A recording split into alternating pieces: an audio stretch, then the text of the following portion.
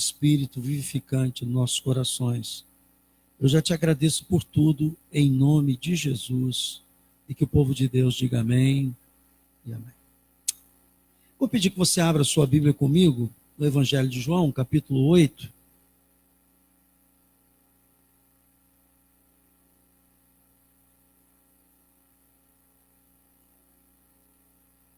Eu vou fazer a leitura a partir do versículo 31 até o 36. Evangelho de João, capítulo 8, versículo 31 até o 36. Disse, pois, Jesus aos judeus que havia crido nele: se vós permanecerdes na minha palavra, sois verdadeiramente o quê? Meus discípulos. E conhecereis a verdade, e a verdade vos libertará. Responderam-lhe, esse responderam-lhe aqui, são os judeus com os quais Jesus estava debatendo. Somos descendência de Abraão e jamais fomos escravos de alguém. Como dizes tu, sereis livres? Respondeu-lhe Jesus: em verdade, vos digo, todo que comete pecado é o quê? Escravo do pecado. O escravo não fica sempre na casa. O filho, sim, para sempre. Se, pois, o filho vos libertar, verdadeiramente sereis livre. Continuando, eu não consigo ler esses textos assim, sem ir adiante. Bem sei que sois descendência de Abraão, contudo procurais matar-me, porque a minha palavra não está em vós. Eu falo das coisas que vi junto de meu Pai. Vós, porém, fazeis o que viste em vosso pai. Então lhes responderam: nosso pai é Abraão. Disse-lhe Jesus: se sois filhos de Abraão, praticai as obras de Abraão. Mas agora procurai matar-me, a mim que vos tenho falado a verdade, que ouvi de Deus. Assim não procedeu Abraão. Vós fazeis as obras do vosso pai. Disseram eles: nós não somos bastardos, temos um pai que é Deus.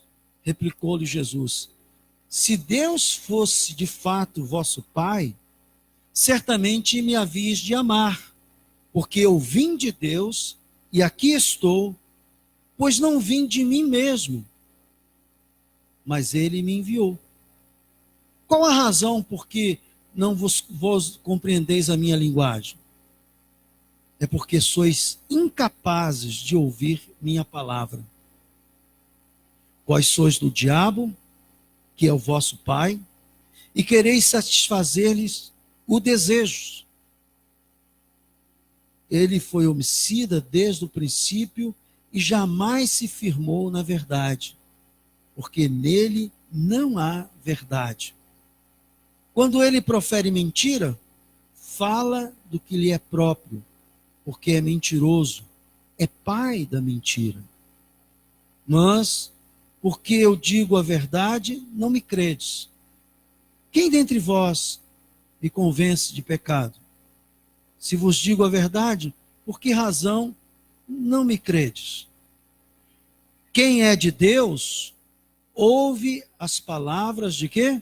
De Deus. Por isso não me dais ouvidos, porque não sois de Deus. Responderam, pois, os judeus, depois desse diálogo amoroso, chamado filhos do diabo.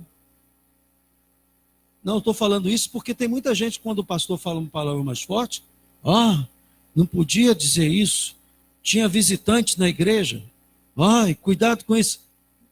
Jesus estava falando diretamente para eles que eles eram filhos do diabo, porque eles viviam na base da mentira, a vida deles era uma mentira.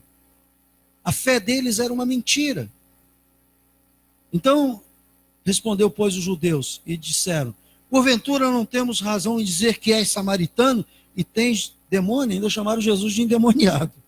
E de samaritano, que era uma classificação muito ruim, que é aquele que parecia que era judeu, mas não era. Replicou Jesus: eu não tenho demônio, pelo contrário, honro meu Pai, e vós me desonrai. Eu não procuro a minha própria glória, a quem busque e julgue. Em verdade vos digo, se alguém guardar a minha palavra, não verá a morte eternamente. Disseram os judeus: agora estamos certos de que tens demônio. Abraão morreu e também os profetas, e tu dizes: se alguém guardar as minhas palavras, não provará a morte eternamente?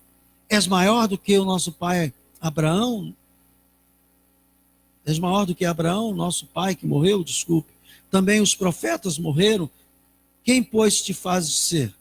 Respondeu Jesus: se eu me glorifico a mim mesmo, a minha glória nada é.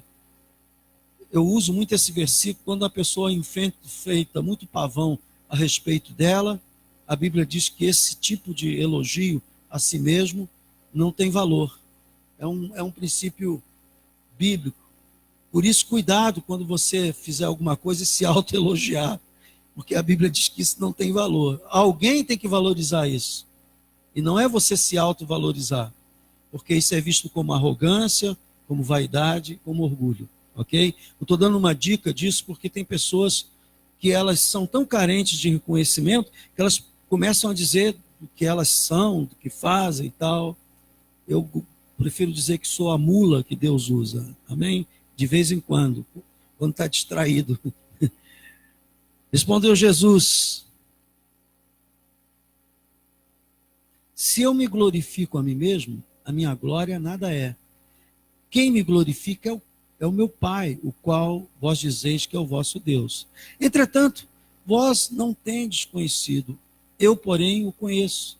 Se eu disser que não o conheço, serei como vós, mentiroso. Mas eu o conheço e guardo a sua palavra. Abraão, vosso pai, alegrou-se por ver meu dia, viu, regozijou-se.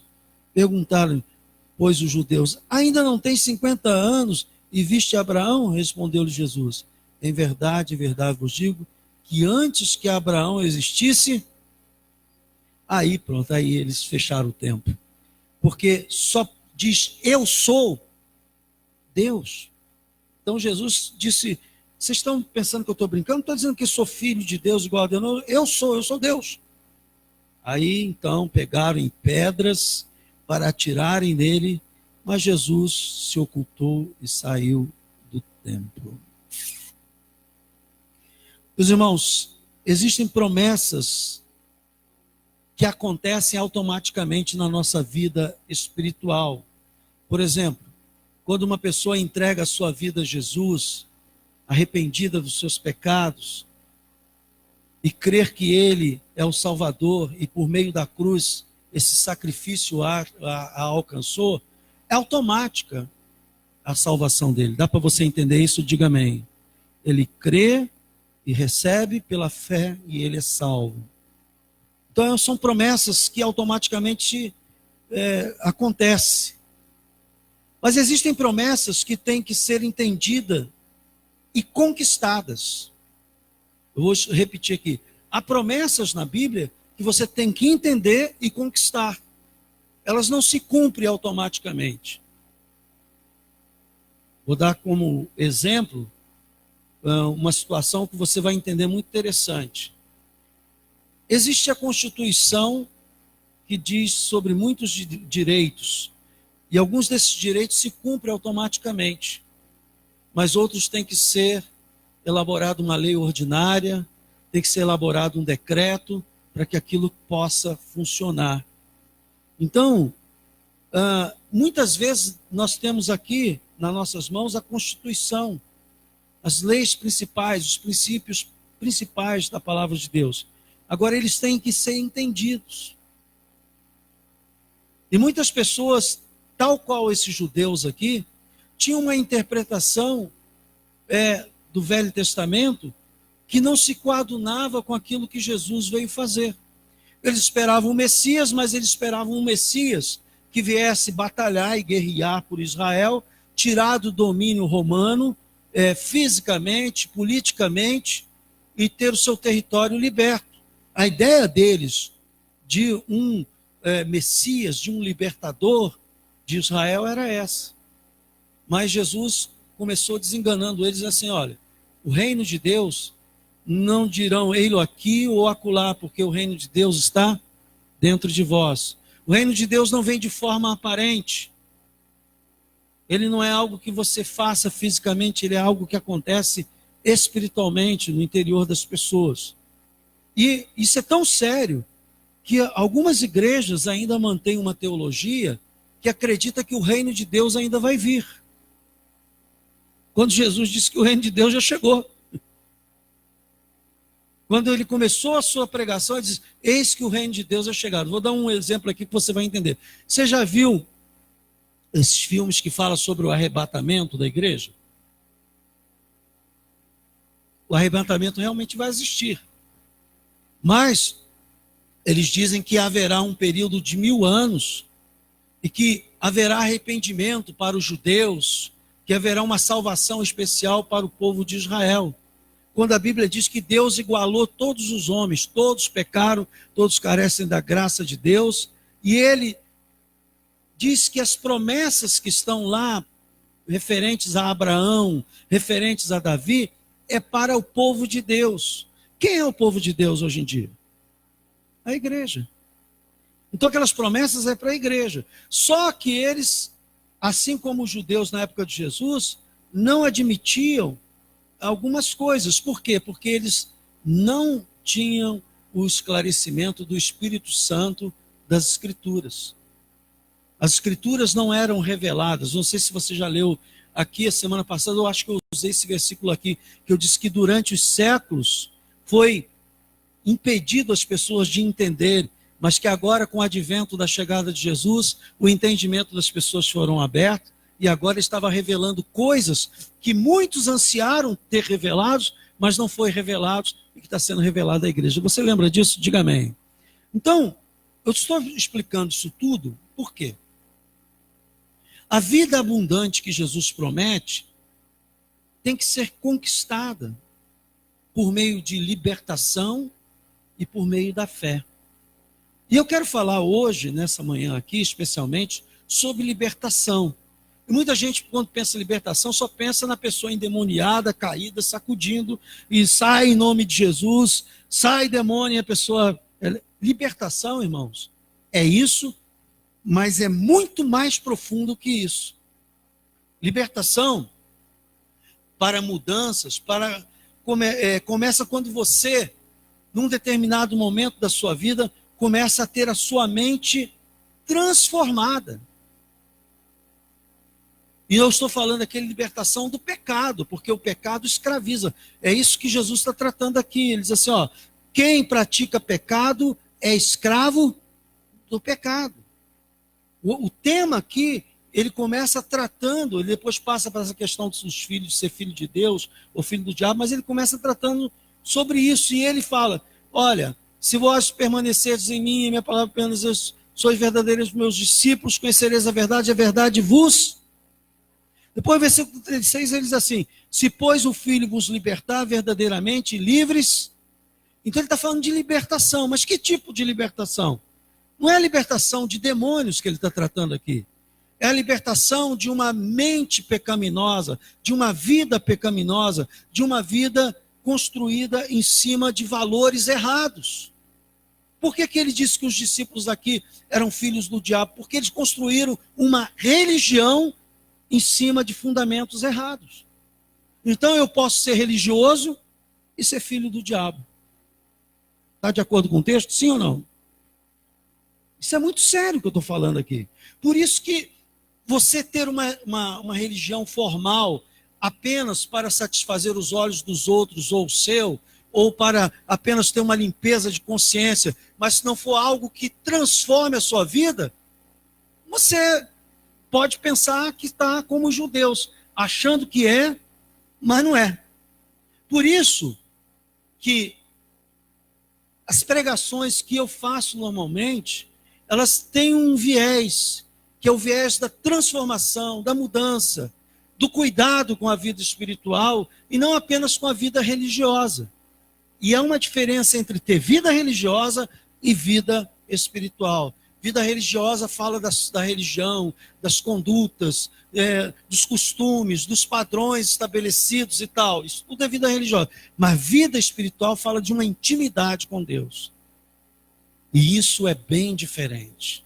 Por que eu botei no tripé da construção da nossa igreja em célula a questão da vida devocional? Não é por acaso. Porque você pode mudar de igreja, você pode mudar de bairro, você pode mudar de país, você não pode mudar de Deus.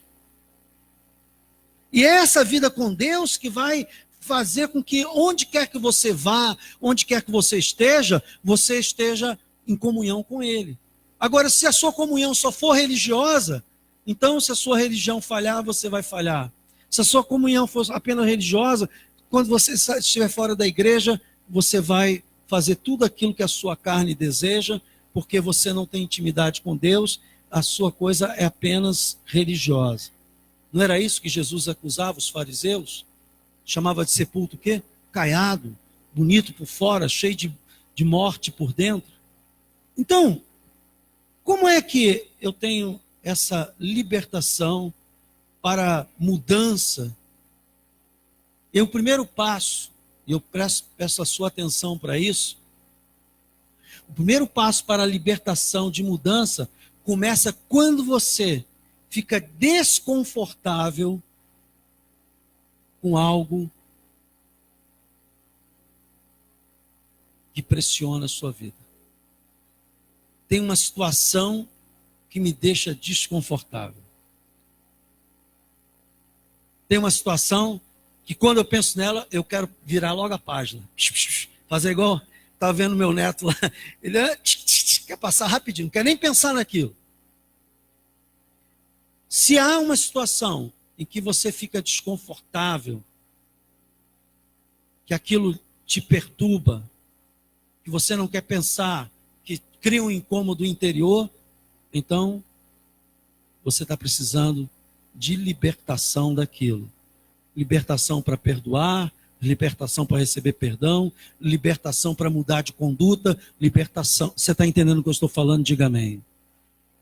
E aí, irmãos, é que vem uma situação muito interessante que hoje eu vou pegar aqueles que se sentem confortáveis.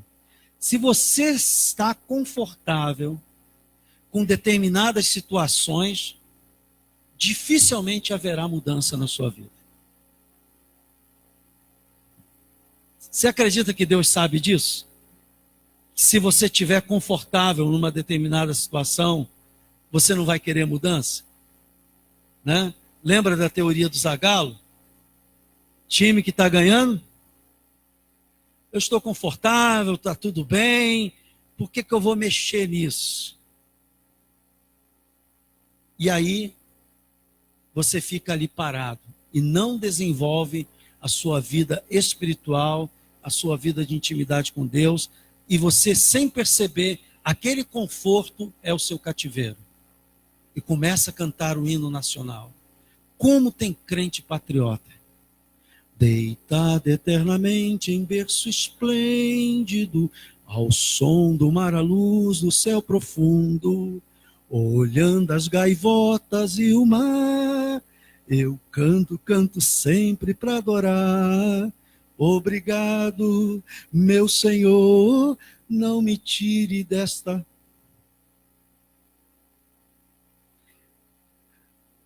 Pastor, o senhor inventou isso aí, claro. Você sabe que o hino nacional diz: deitado eternamente em berço esplêndido, ao som do mar à luz do seu. Tem gente que se acomoda e diz: tá bom, não vou me envolver, não vou avançar, não vou buscar a cura dessa situação. E nós tivemos hoje, infelizmente, tivemos esta semana uma desgraça que eu posso usar como figura pessoal das pessoas.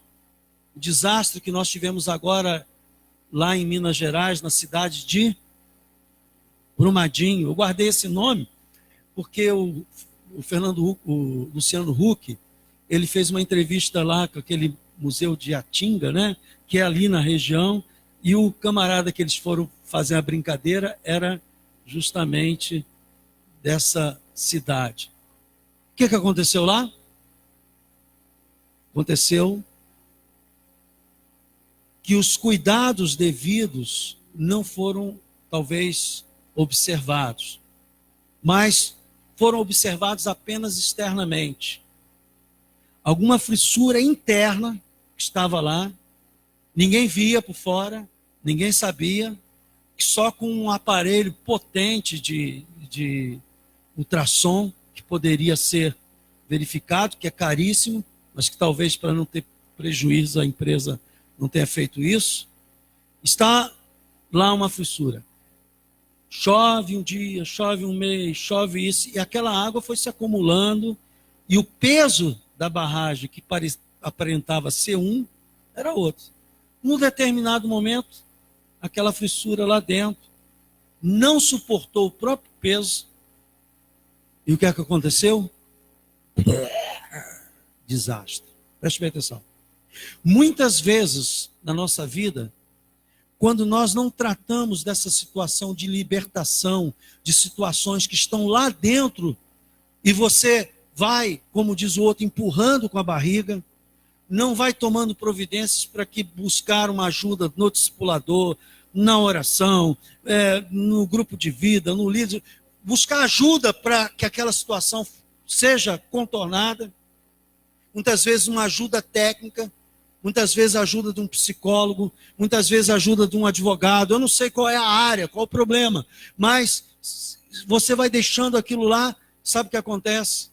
Quando você menos espera, aquilo vira um turbilhão, porque aquilo não estava firme na rocha, aquilo não estava constituído. Aparentemente parecia que estava tudo bem, mas era só para inglês ver, era só para as pessoas observarem que eles estavam tendo cuidado. E muitas vezes na nossa vida espiritual, nós temos essa situação de conforto e diz, não, está tudo bem, não vou mexer, não vou mudar, não vou pedir uma libertação de Deus sobre isso, quer para minha casa, quer para minha vida, e aquilo está lá. Uma bela hora acontece a desgraça, vem tudo abaixo. Mas João era assim, mas Maria era daquela maneira.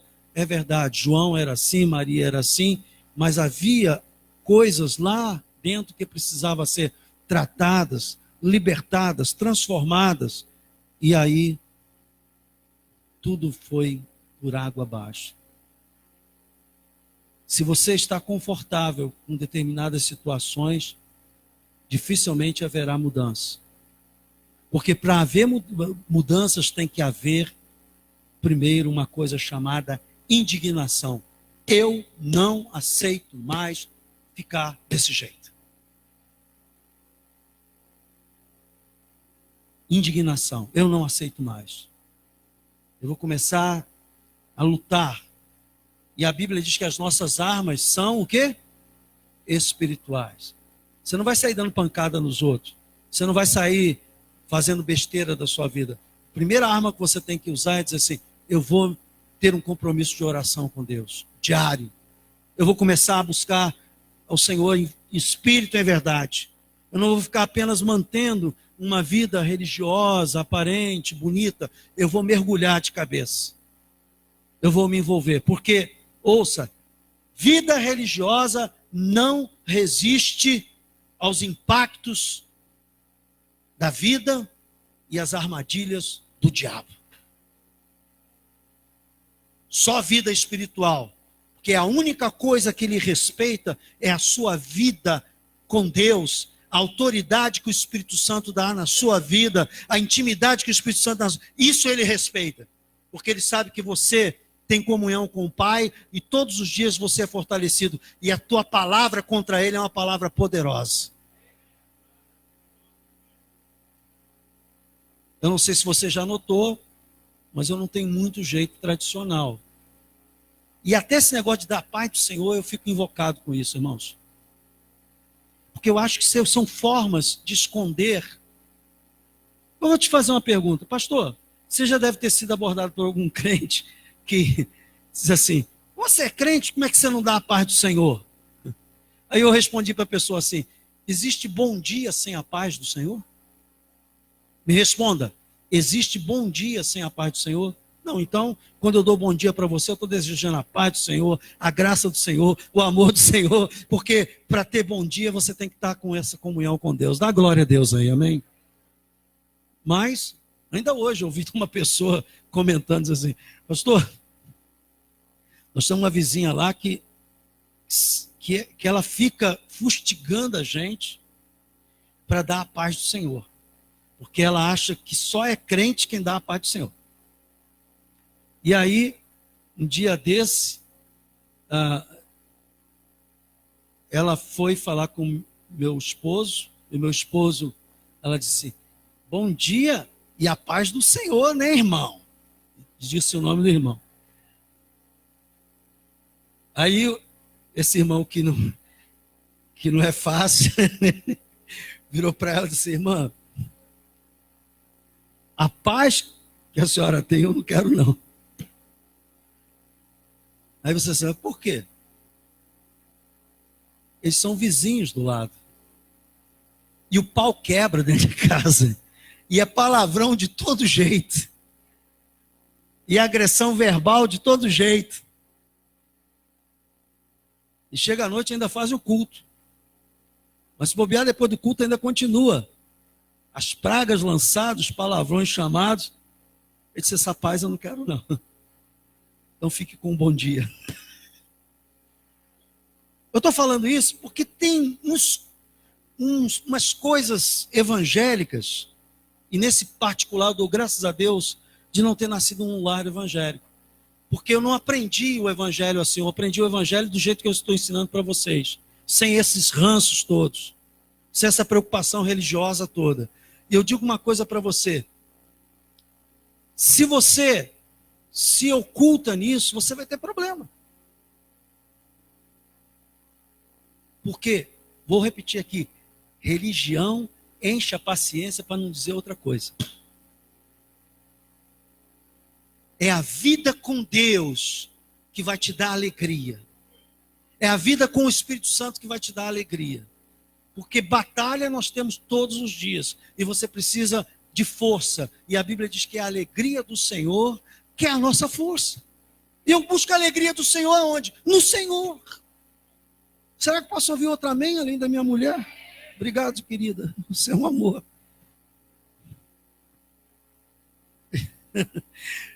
Para haver mudanças tem que haver, primeiro, indignação. Eu não aceito mais essa frissura, essa situação que eu sei que precisa ser mudada. Depois, eu vou rejeitar isso que está me escravizando. O que está me escravizando? Não, eu não vou aceitar mais ser escravo. A Bíblia diz que eu estou em Cristo. Quem está em Cristo é nova criatura. Essas coisas estão me escravizando. Eu vou começar a me posicionar. Eu preciso de uma libertação. Poxa, o negócio está pegando pesado hoje. Estou? Porque eu quero que você vá para o céu. E eu não posso enganar você, nem me enganar. Não posso nem me enganar, nem enganar você. Está aqui, ó, Jesus falando. A libertação para alcançar promessas, irmãos, tem que começar a acontecer dentro de nós, na nossa mente. Quando você diz assim: eu preciso mudar. Bota a culpa em A, bota a culpa no governo, bota a culpa na situação, bota nisso, culpa naquilo, bota a culpa na mulher, bota a culpa no filho. Mas se você não se conscientizar, eu preciso mudar, você vai continuar culpando todo mundo e nunca assumindo que precisa de libertação. E a libertação começa com a verdade. Conhecereis a verdade. E a primeira verdade que você tem que conhecer é Jesus. E Ele está dizendo aqui para nós. Ele está dizendo aqui para nós que você tem que batizar, imergir a sua vida na verdade. Não adianta ficar brincando de ser crente. Irmãos, nós estamos falando da vida eterna aqui. Nós estamos falando de coisas profundas. E que, num momento ou outro, quando aconteceu esse acidente com o filho da Cláudia, e do Ronildo. Ronilson, desculpe, Ronilson. Eu fiquei pensando assim, se fosse meu. Você acha que o mal não está espalhado por aí, que pode acontecer com qualquer um? Qualquer um. Então você tem que começar a entender que é preciso você tomar algumas providências. Libertação de Jesus segue um processo. Primeiro, você tem que permanecer na palavra. Eu não leio a Bíblia, como é que eu vou permanecer na palavra? Não sei nem o que a Bíblia diz. Então você tem que começar a conhecer a palavra de Deus. Como é que eu conheço a palavra de Deus? Lendo a palavra de Deus, a própria Bíblia, pedindo a ajuda do Espírito Santo, vindo à escola ministerial aprender. Começar a pegar a pregação, dizer assim, eu vou pesquisar isso, vou olhar isso de mais perto. Você precisa primeiro permanecer na palavra. Depois você precisa conhecer a verdade. E a verdade, irmãos, como é que eu sei que uma coisa é verdade ou é mentira? Eu pego a palavra de Deus e olho, eu estou falando da sua própria vida, não é? Agora eu vou ver a vida do vizinho. Não, esquece teu vizinho, teu marido, teu filho, eu estou falando para você. Pega a sua vida e diz assim, vem cá, a palavra de Deus diz isso, e eu estou fazendo aquilo. Tem alguma coisa errada. E é comigo, porque eu deveria estar fazendo isso e não estou. Então, nesse momento, você tem que começar a dizer, eu não aceito isso. Deus me ajuda. Então, eu conheço a verdade quando eu comparo o que eu estou fazendo com aquilo que a Bíblia está dizendo que eu deveria fazer. Se a Bíblia está dizendo que eu deveria estar fazendo uma coisa e estou fazendo outra, tem alguma coisa errada. Eu não estou andando na verdade. Será que eu posso ouvir um amém? Então, o terceiro passo, permanecer na palavra, conhecer a verdade e desfazer o engano. Olha, eu sou suficientemente, não sou tão humilde assim, porque quem diz que é humilde já pecou. Mas quando eu percebo que eu cometi um erro, eu começo a dizer, Deus tem misericórdia de mim. E eu volto para corrigir aquilo. Talvez você está no engano, não, mas agora eu vou ter que humilhar, vai ter que se humilhar. Talvez você vai ter que voltar para pedir perdão, talvez você vai ter que perdoar, eu não sei. Talvez você tenha que fazer algo que a sua carne não queira fazer, mas que você sabe que Deus está falando com você, que é preciso fazer. Os judeus se enganavam com a sua religião, se enganavam com a sua teologia, achavam que eram filhos de Deus e não eram. Se alguém é filho de Deus, tem semelhança com ele. Dá um glória a Deus aí bem forte, irmãos. Jesus confrontou a forma errada de pensar e crer dos judeus. Vocês estão errados, vocês estão pensando que são filhos de Deus, mas não são não. Porque se vocês fossem filhos de Deus, vocês ouviam o que eu estava dizendo. E se vocês não ouvem, é porque vocês não são de Deus. Sabe por que você está aqui essa manhã? Porque você é filho de Deus. Você ouviu a palavra entrou e ela faz efeito na sua vida. Se você não fosse filho de Deus, nem aqui você estaria. Dá para entender isso, Diego? Já viu aquela pessoa que não é crente, você fala do Evangelho, fala de Jesus, e a pessoa nem dá a mínima, porque ainda ela não foi revelado. Chegará o dia que a ela será revelado. Mas você não, você já está em outro processo. Então, Jesus confrontou a forma errada. Quem sabe alguma forma de pensar tem tornado você cativo ao invés de liberto. Quem sabe a respeito de uma situação, você está pensando diferente do que a Bíblia diz e não está aceitando o que a Bíblia diz. E você está cativo nisso. Existem duas classes de pessoas nesse mundo espiritual. Os cativos e os libertos. Veja com que mente você tem vivido. E você vai responder se você é cativo ou liberto. Os cativos discutem a dor. Os libertos destroem a dor. Não aceito isso. Em nome de Jesus vai mudar. Seja dor física, emocional, seja o que for. Não vou continuar com isso não. Os cativos acham que os libertos não se importam. São irresponsáveis, vivem no mundo da lua. Os libertos se importam o suficiente para dizer, eu vou lutar porque isso não é normal, eu não aceito isso. Os cativos não, deixa, isso é assim mesmo, não, precisa mudar. Os cativos desejam discutir experiências. Os libertos falam da expectativa do futuro. Os cativos sempre estão falando do que foi, do que fez, que disse, que fiz aquilo, que era assim, que era assado. Os libertos não. Eu creio que vou viver dias maravilhosos ainda com Deus e eu não aceito mais isso. O cativo vive no passado. O liberto fala do futuro. O cativo se deixa intimidar pelo inimigo. O diabo faz um barulho e ele logo, meu Deus, será que Deus me abandonou? Não, rapaz. O liberto, ele não é intimidado, ele intimida o inimigo. Ele vai para os joelhos e diz assim, tu vem contra mim com suas armas e eu vou contra ti no poder do Altíssimo. Cai de joelho, começa a orar, a jejuar, e aquela hoste maligna é derrotada. Creia que aquela hoste maligna lá que está lá vai ser derrotada. Fique firme, ore, diga não, eu não abro mão. Quem tem que ter medo é Satanás, porque maior é o que está em nós do que aquele que está no mundo. O cativo se concentra na perda. O liberto se concentra na vitória. Estou dando alguns exemplos para você entender. O cativo tenta entender as cadeias que o prendem. O liberto se concentra em romper essas cadeias. Não adianta você ficar dizendo, não, eu fiz isso por causa daquilo, eu sou assim por causa daquilo outro. Não adianta. Achar o culpado porque você está assim. O que adianta é se você não. Agora vai ser diferente. Eu vou romper com essas cadeias. Não vou aceitar mais isso. Sou uma filha de Deus, sou um filho de Deus. A libertação necessária para romper as prisões da nossa mente vem com a mudança de mente e de postura, irmãos. Eu quero dizer que Deus levanta libertadores. Mas eu vou falar sobre isso domingo que vem. Pastor, nem vou vir no próximo culto. Se você pensou isso, seja liberto agora, em nome de Jesus.